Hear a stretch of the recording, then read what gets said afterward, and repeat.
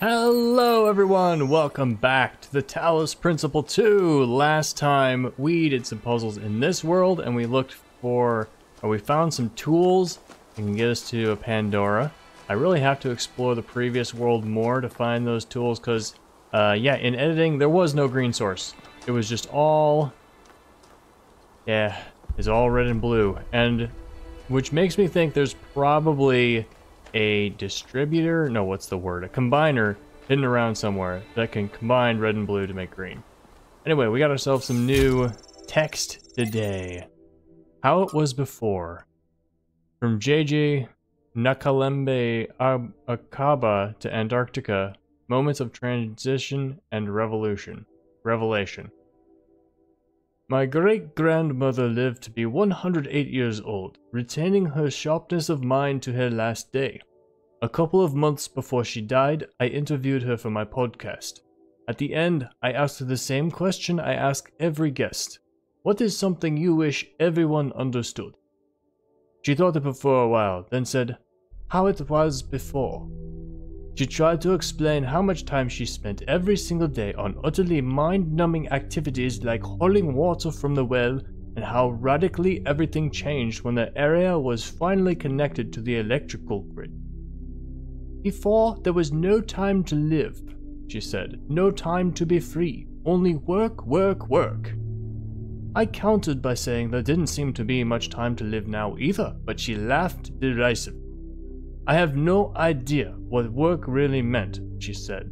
Young people were weak and feckless, and that's why we let corporations exploit us. Slightly unnerved by her harshness, I asked if she missed anything about that time. Old photos of village seemed idyllic to me, but my grandmother quashed any romantic notions I might have had. The past is bad, she said with some finality. Let it be.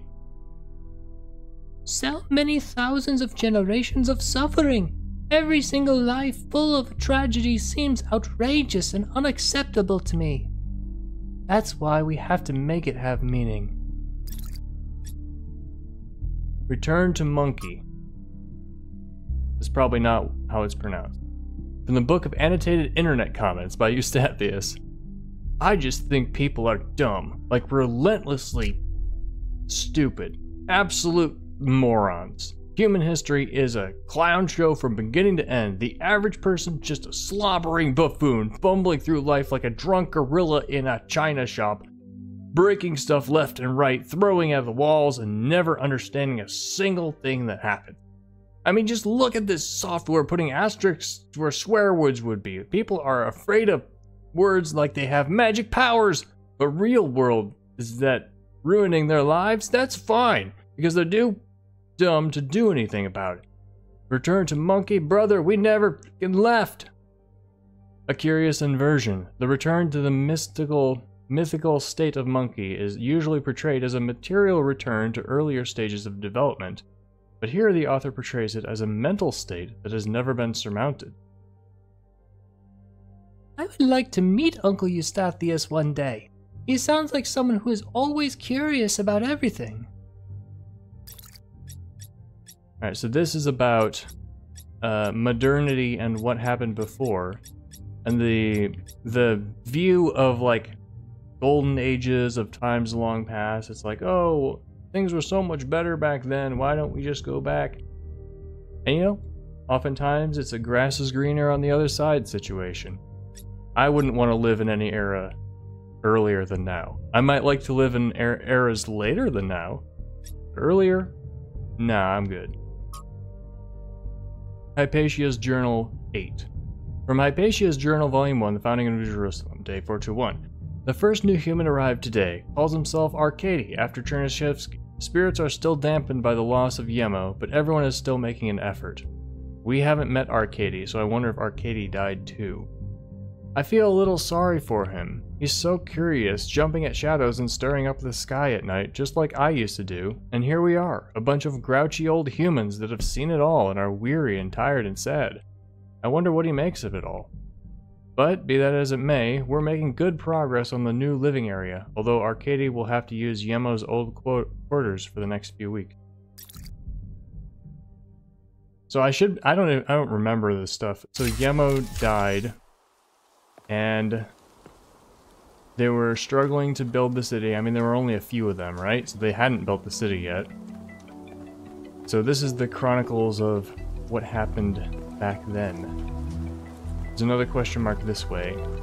Another hand terminal, if I have a guess.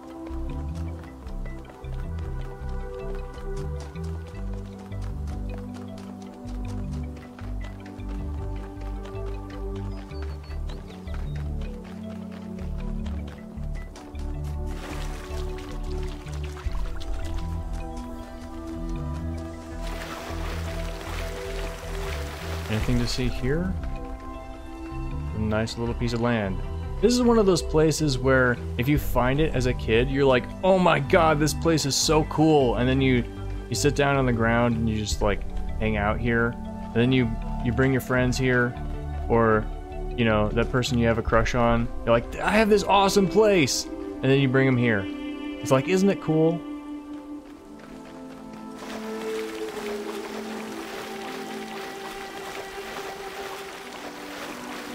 What are these? They look kind of like pumps.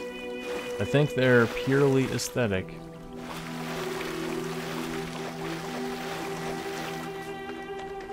Yep, another terminal. Leafthers here? Alright, what do you have to say about this desert? On my last return to New Jerusalem, I perused the latest artistic offerings and found myself deeply disappointed. There is nothing more despicable to me than an artist who pursues the appearance of morality. Moral art is trash, garbage, not even good enough to be used as wallpaper.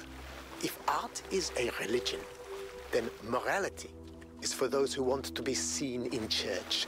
True art is for those who believe. Art must be ecstatic, a work of revelation, created in pursuit of the truth, no matter where it leads. An artist must be an agent of chaos in times of order, and an agent of order in times of chaos. Personally, I agree with that 100%. It's what I strive for in all my creative and artistic endeavors. This looks like it bends. It does bend, doesn't it? I was like, this looks like it's bending way more than the optical illusion of looking at something that's a straight line from there to there. It's like, here's a straight part. If we look up at it, well, I guess, it does look pretty straight to me. Isn't there a field of view thing though, where maybe if it's long enough, like if we could see from all the way over there to all the way over here. I don't know, there's some kind of field of view thing that can make straight lines look curved, and it works in real life too. Like if you look up at a pole like this in real life, it kind of looks curved, especially if you're right next to it.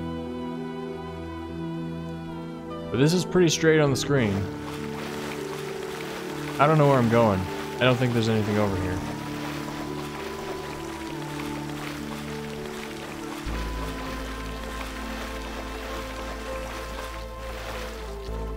Oh, there's gravity plating. Have I been here? No. To us who have only just begun this journey of philosophy, the world may seem like a mystery that can never be solved. A great deal has been written since the days of the Seven Sages, but how much of it is truth and how much of it is idle speculation? I've offended many by saying that most philosophy will, as the centuries pass, be discarded as foolishness and superstition. But it is a truth only philosophers fail to see. And yet we cannot abandon reason and conclude that we cannot know anything. Rather, we must accept that the journey towards understanding will be long, and our task is to build a foundation for those who will one day arrive at its destination. In my head, canon, Stratton is a time traveler. Because he's talking like a modern human, like who doesn't want to give away that he's time traveled, so he doesn't get into specifics. And he doesn't want people from the future to know he's time traveled either. And he's like, yeah. Maybe that's what they were going after. Maybe they were like, oh, what if a person from modern times... I mean, obviously, we in modern times have perspective on ancient philosophy, and we know that the things he speculated were true. And so they created him as a fictional character to be like, oh hey, what if there was somebody back then who thought all these things? And then take the next step forward, how can we think like Stratton in our time too? What's up? Did something break? What do you think about Miranda creating life? Personally, I'd focus on creating things that help human beings. But her desire to spread life seems admirable to me. If most of the universe is dead, not doing anything with all that space seems like a waste. I'll get back to work.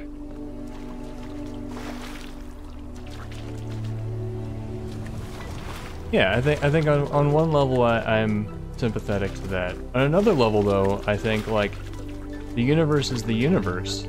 And so it's not wasted if there's universe there. I mean, wasting is yet another thing that it requires somebody to feel like something's wasted. Like the universe doesn't care that it's being wasted, and so it's definitely subjective.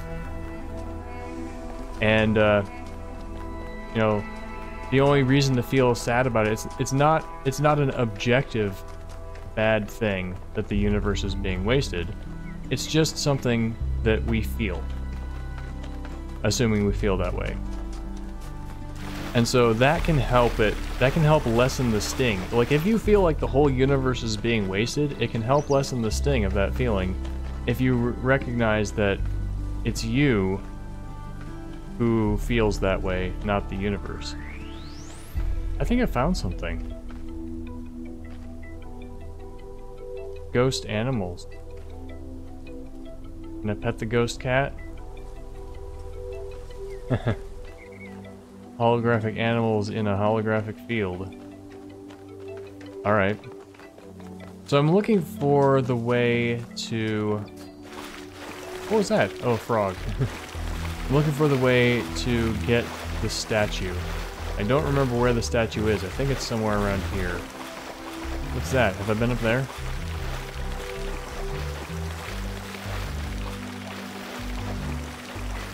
Is that where the... Have I been up there? Maybe I haven't. Time to take a look.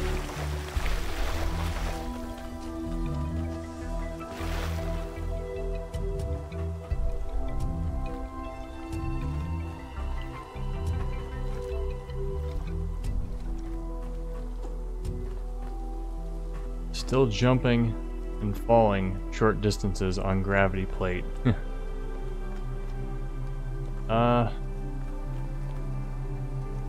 Well, maybe this is where I found a tool. No? No, I don't think so.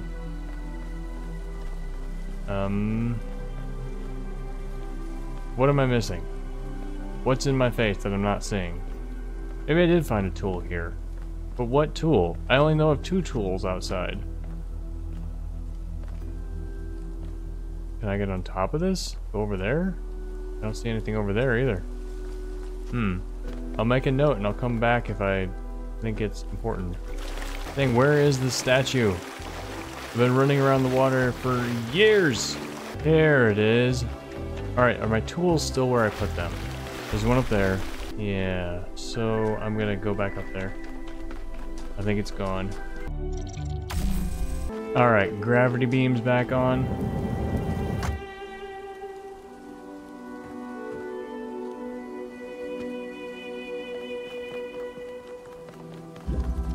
There we go. Connect this to there. That's probably fine. Alright, let's follow this line back to where it began. I don't think I turned this on, but maybe I did.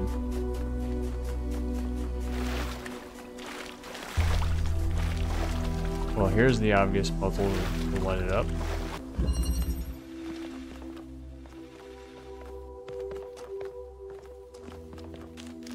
Yeah, just put something here. Alright. We can get a nice blue from this.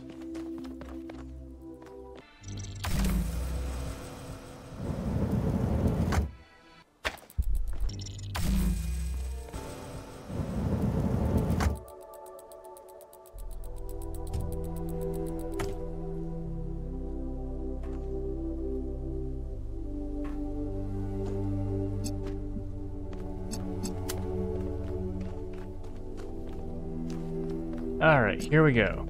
It might actually be easier to... I think we're supposed to have this be up there and shine it through? Well, maybe not. But I can definitely hit this one.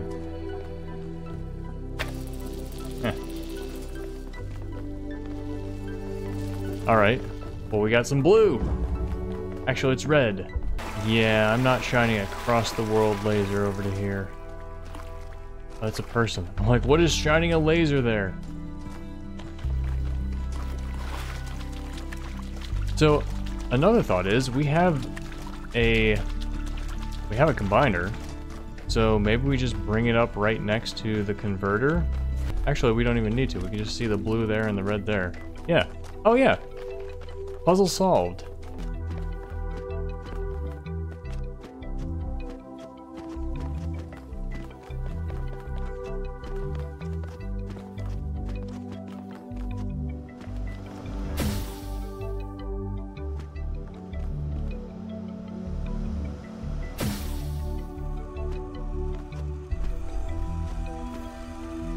RGB acquired. Connected to blue. Connected to red. Alright.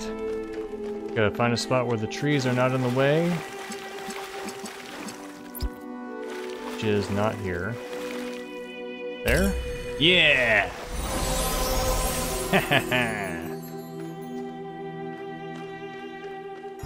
What have you got for me, Pandora? If humankind had no more cause for war, it would make war for sport instead.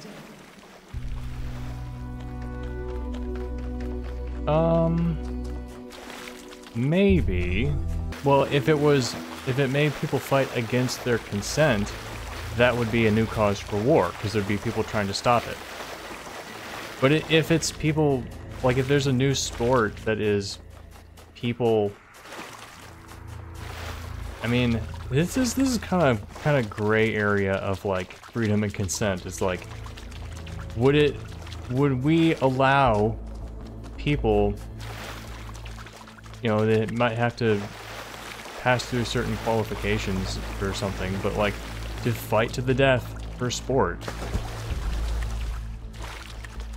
I mean, I have two brains. One of them, it's like, oh, this is a hypothetical philosophical problem that's completely 100% cerebral. And then the other part of my brain is like, no, fucking no, don't allow that. And like, yeah, I don't know what to make of that. All right, do we have another statue somewhere? We got both of them? There's a blank and there's a blank. I guess we got both. I guess we've completed this world. Have we gone up there yet? So yeah, the previous world just probably involves exploring more. Is that a person there? Yeah. What's up? I don't know what it is about desert themes specifically, but I usually tend to get more motion sick in desert areas than anywhere else.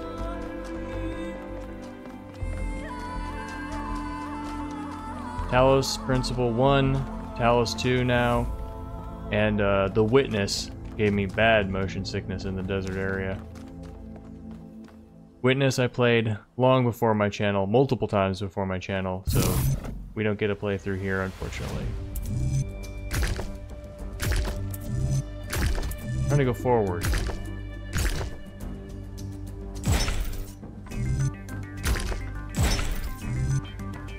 There we go. Come on, that should fit.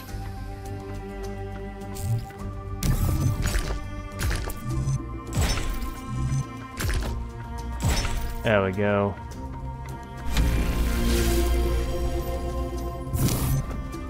I don't mind these trial and error puzzles. Way does it go? Backwards?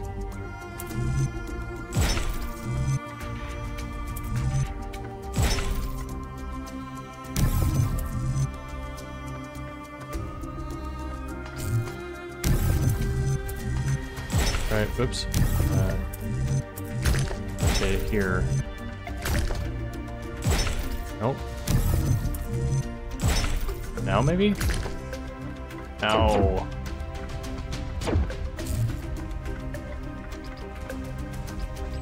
Try a different first puzzle. First piece.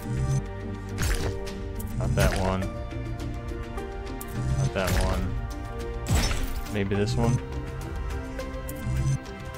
Oh, that's better. And do this one first. There we are. Man, I don't comprehend the logic of these puzzles. But like, I would think that having these pieces in this order versus having them in the opposite order should just give the same result. But no, it's not. So what is it? So this one goes forward. So if this is forward, backward, and this is left, right.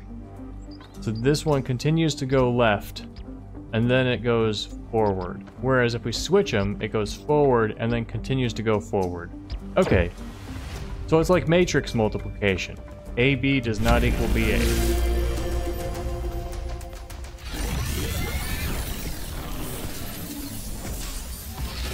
In fact, I wouldn't be surprised if the solutions to those puzzles were coded in matrices. Look at this! Secrets? Secrets? Never secrets in these places. We haven't had a single, like, Serious Sam Easter egg, have we?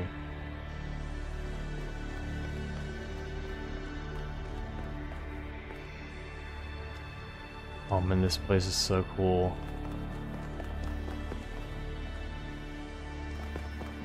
Like something Cyan Worlds would create. Except they would make it functional. Pandora? The philosopher Stratum of Stagira had little respect for the gods, and instead placed his faith in Prometheus. Stagira. Driven by hubris, he asked questions that must not be asked, and revealed secrets that should have remained hidden. It is said that for these offenses, he was put to death by the people of his city. Can you see the folly of his actions? There's never folly to pursue the truth, even if there's a cost. I don't know. I don't know if I agree with that. The folly was not his, it was the people who acted foolishly. I don't know if you can just blanket blame the people, though. I don't remember what she asked. I can what? It was foolish of him to give his own life in the pursuit of truth. So, like, It was foolish of him to give his own life in the pursuit of truth. There is no folly in pursuing the truth. It was only his methods that were mistaken. He should have respected the traditions and beliefs of his people. So this is probably the one that the developers are like, oh yeah, this is the right choice. And then the folly was not his, it was the people. It was foolish of him to give his own life in pursuit of truth. There's no folly in pursuing the truth, it was his methods that were mistaken. You know, I think I'm gonna go with this, because he lived in his society. I mean, this is a fictional character we're talking about, but even still, he lived in his society, and so if he wanted to be wise, he should have pursued his truth in a way that would not have gotten him killed. Like, to understand the flows of society, you know, to understand the people around him and what their sympathies would be. Is that the right word? You know, to understand the consequences of his words on the people around him and how those consequences would rebound back on him. That's something that I believe if you want to be a virtuous and empowered person, you have to take into consideration. So I'm going to choose this one. Then what methods do you propose he should have used? I don't know, I didn't live back then. He should have been more diplomatic, he should have recruited others in secret, he should have spoken allegorically. I think diplomatic would probably be... Does this mean like give and take? Like concede that, well, here's some ideas, but like maybe your ideas are good too. I don't really know what this means. Recruited others in secret, that makes for good fiction, but I don't know if it... No, I don't know. I don't know if I would counsel anyone to do that. Should have spoken allegorically. The thing about this is, it's really hard. I mean, I'm kind of doing that in my writing of science fiction. Like, I found that for me, wanting to leave my philosophical legacy on the world, I'm putting it into story that takes place in space, where there's characters who act out different, or who relate to the themes from different perspectives. Oh, look, the lines aligned briefly. But I don't know, that's not for everyone. I mean, some people are just very, very logical thinkers, and they want to debate in the open marketplace. Yeah, I think for the time, in a time where if ideas are going to get you put to death, allegorically is probably a good bet. And achieve nothing but pretty words, to be misinterpreted and misunderstood by 1,000 fools. What worth is truth if there is no one to understand it? Consider this as you approach the flame. What worth is words of judgment? You see this, and yet entire empires have been built on dreams, lies, and illusions.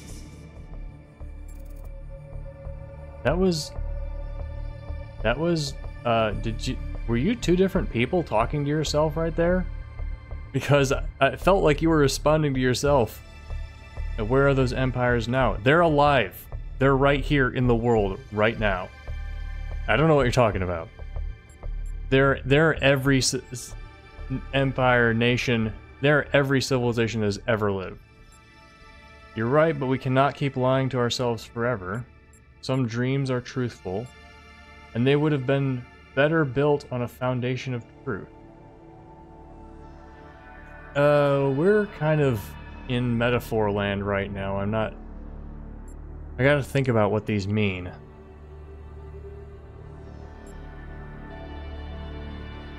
This is not true. We can lie to ourselves forever. Evolution moves on.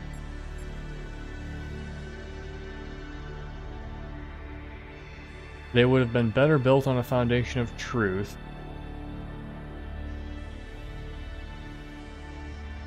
Possibly. I mean, what's the difference between a social construction and a lie, right? I mean, a social construct is something that we agree exists, therefore it does exist, right? And as conscious beings, we cannot function without social constructs to organize the world into. I mean, we don't just see everything as a quantum wave function with emergent organization. I don't know, I feel like I'm gonna get shade thrown at me if I say this one though. Some dreams are truthful. But like, I've process of eliminated it, and this is the only one left. Then perhaps the truth can be found in places where Stratum would never seek it. Consider this as you approach the flame.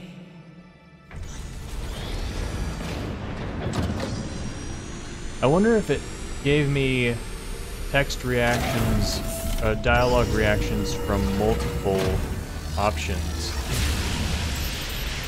We got the blue laser! It was surprisingly calm, given how aggressive Pandora has been elsewhere. I didn't think she'd even want to talk to you. I've toyed with the idea that the entities might be epiphenomenal in some way. Instead of causing the changes in the system, maybe they just respond to them.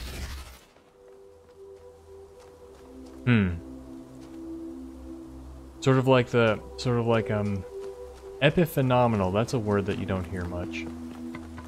I've heard of it as like a theory of consciousness where consciousness doesn't do anything, it just observes the material body and brain doing material things.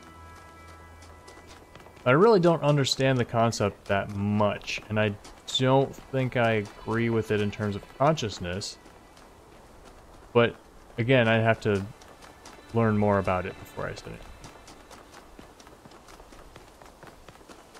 Like, when it comes to consciousness, I am quite material in that I think that consciousness is patterns in the brain and probably in other things. But I also, like, I'm a little more than that, because I recognize that the concept of materialism is a theory. And materialism and reality are categorically different things, so materialism, although it can be extremely useful, reality is not inherently material. Materialism is just a theory that we apply to everything material that we observe, and it works really, really, really well. And so I'm a materialist, but I'm like, materialism is a theory, not reality. And reality is something that is more conscious-like.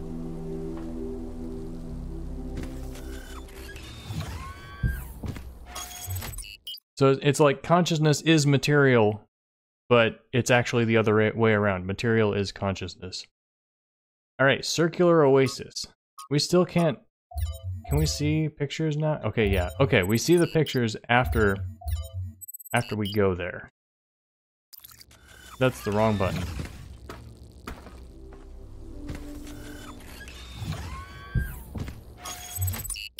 Why would you have the confirm button be something other than the confirm button?